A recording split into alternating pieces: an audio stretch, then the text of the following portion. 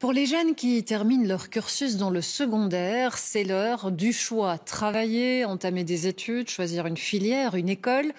Gros plan ce soir sur une formation qui a beaucoup évolué ces dernières années, celle d'éducateur spécialisé. Un métier exigeant aux côtés d'enfants ou d'adultes fragilisés. Un métier qui demande de l'engagement et surtout une grande intelligence relationnelle. Elisabeth Groutars. On ne fume pas. On ne joue pas dans tous les sens, on saute pas, on crie pas, donc on reste plutôt calme. Alex, comme tous ceux qui ont déjà enfilé un gilet de sauvetage, est étudiant éducateur spécialisé en activités socio-sportives. Aujourd'hui, le défi est de taille puisqu'ils doivent initier à la voile un groupe de jeunes placés en institut psychiatrique. Mais dès le départ, face à une organisation un peu brouillon, leur professeur, jusque-là resté en retrait, décide d'intervenir. Il y en a certains jeunes qui n'écoutent pas du tout.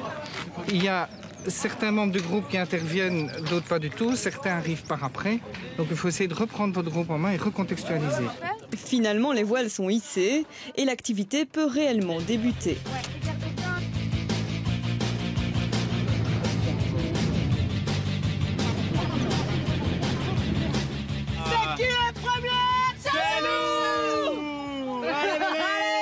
Ces étudiants apprennent à se servir du sport pour gagner la confiance de ces jeunes et les valoriser.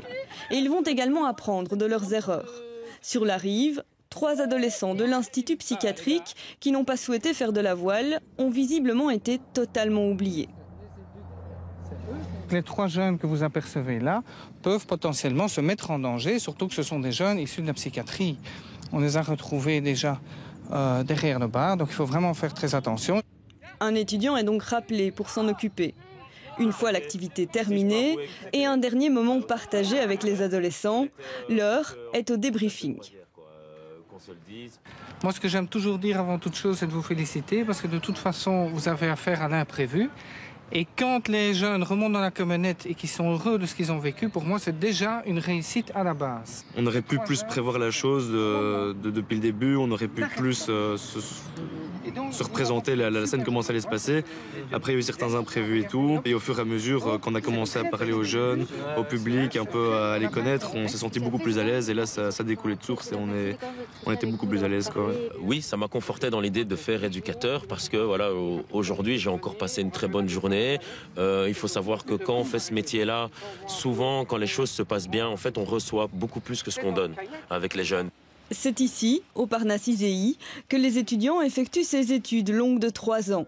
Ils y apprennent à encadrer tous les types de publics et aujourd'hui à réaliser une activité avec des personnes handicapées physiques. Aujourd'hui, on va voir tout ce qui est déficience physique, donc on va s'orienter essentiellement sur la chaise, les différents types de chaises et puis sur les différents réglages qu'on peut avoir.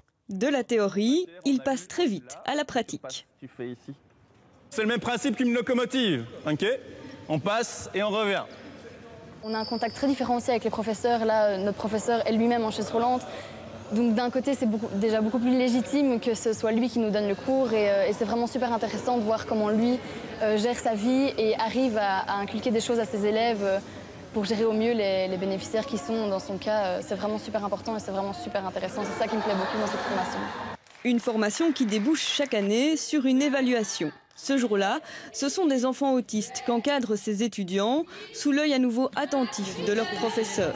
Mais ils sont également notés par un psychologue qui évalue pendant ce temps un autre exercice, du basket, avec des personnes venues de l'ASBL, les petits riens. Je trouve qu'ils ont cette capacité à pouvoir poser la voix, avoir un contact visuel avec le bénéficiaire pour le rassurer, calmer l'angoisse qui semble être présente. Parmi ces étudiants, Nicolas, qui sait désormais dépasser sa timidité. C'est un exercice pour moi parce que voilà, je dois travailler avec un public que je ne connais pas, je ne connais personne. C'est un objectif que je me fixe à moi-même, c'est essayer de travailler sur cette timidité et du coup aller vers les gens et faire en sorte qu'ils passent une bonne journée, quoi. Je vais revoir ces étudiants, mes collègues également, dans un cours plus classique pour essayer de voir si des ajustements sont nécessaires. Comment est-ce que ça s'est passé? Pourquoi est-ce que ça s'est passé comme ça? Qu'est-ce que vous avez compris? Et qu'est-ce que je peux vous apporter en complément pour que vous soyez au plus près du cœur de votre métier, que les savoirs théoriques, tout d'un coup, aient une véritable densité réelle dans la pratique. Plus qu'une évaluation, il s'agit de leur donner toutes les clés pour s'améliorer. Bien plus que des animateurs, ils deviendront donc rapidement des éducateurs spécialisés en activités socio-sportives, prêts à accompagner d'autres personnes en difficulté.